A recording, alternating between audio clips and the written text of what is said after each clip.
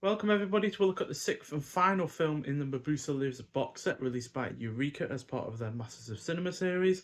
So it is 1964's The Death Ray of Dr. Mabuse, also known as The Secret of Dr. Mabuse. And 1964, directed by Hugo Fregonese, who I've only seen one other film from before, and that is Black Tuesday. But to be honest, he's the only second director in this series that I've seen anything from before, with Fritz Lang being the one that I've seen the most of. So once again, a crime thriller clocking in at 91 minutes long. Stars Peter Van Eck, who again is in this film series. He was in the previous one as a different character, and he was in the first one as well, also as a different character. And also stars Walter Riller, who returns as Professor Poland, who was also in The Testament of Dr. Mabuse and the previous one as well as Wolfgang Priest, who's been in all of these films, and finally Yvonne Fennell, who was also in the 1959 version of The Mummy. So the evil Dr. Mabuse plans to steal a death ray with which he can threaten the world with. So even though this doesn't represent another drop in quality like the prior film did, especially since the plot for this one is a bit more engaging, it does, however, feel less like a Dr. Mabuse film and more of a send up of the James Bond series, with death rays and underwater fight scenes and such and such. This is due to the character having of Mabuse having a much reduced role in the film, while the usual scheming and killing of those who get in his way is virtually non-existent. That said, the cast is good, it is well paced, has decent production value, a fun enough final act, a generally engaging plot, and a solid score.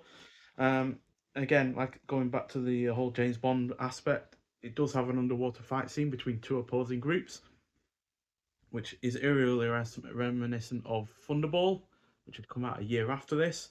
Granted, Thunderball had the bigger budget, so it is a bit more exciting in that film, but it is worth noting that this did it before that. So, interested in that regard. Also, what is interesting is that this has an Italian version on this disc of the film, which is 17 minutes longer, and but all unfortunately those extra scenes are only in standard definition. I didn't get around to seeing that version. I quite frankly only have enough time to really watch one version of a film these days. But there's a film on the disc. But it is interesting that we've got a Italian version of a German film that has English characters in it, which I just find a little bit, weird in that regard, to be honest. So, but unfortunately, yeah, it's not the highlight of the series, just like Scotland Yard Hunts Dr. Mabuse.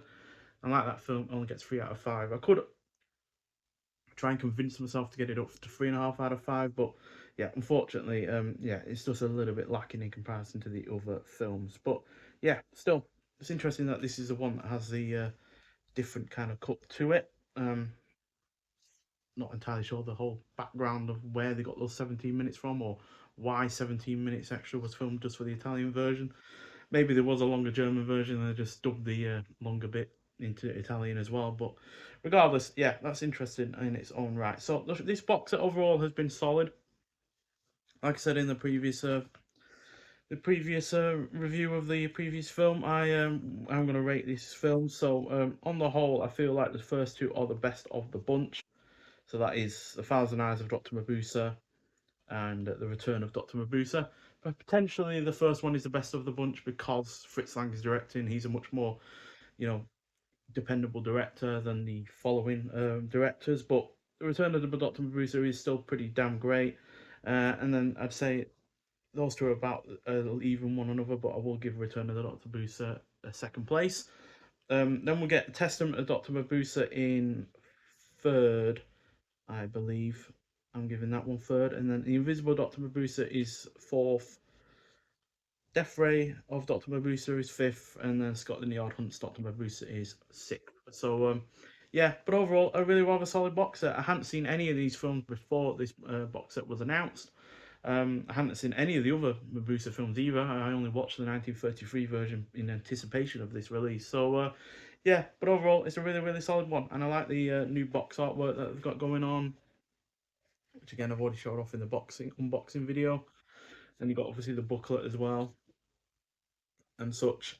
And to be honest, even though I've given obviously a couple of the films a 3 out of 5, it is mostly consistent in terms of the execution of the films, in terms of the production, the cinematography, the editing, the score, and such and such. It's just that the plot every now and then does drop in terms of how weak it can or can't be. So, yeah, But on the whole, a really rather solid box set and another really rather good one from Eureka. And I look forward to their next two box sets, which have two different kind of themes to them. One is horror, one is sci-fi, one is East German, one is West German, and we get more films from CCC from the West German one. So yeah, really looking forward to those two other box sets. But this one is fairly solid in its own right. I'd give the box set overall 3.5 out of 5. Not perfect, but could be a lot worse, and I have obviously had far worse box sets than this one. So yeah, I do highly recommend it, especially if you're getting interested into getting into German films, or just like your kind of like crime thrillers in general. As yeah, it should be right up your street. But if you have seen the Death Ray of Dr. Mabuse or any of these films, I'd like to hear your thoughts on them. But nonetheless, thank you for watching, and I'll see you in the next one. Bye.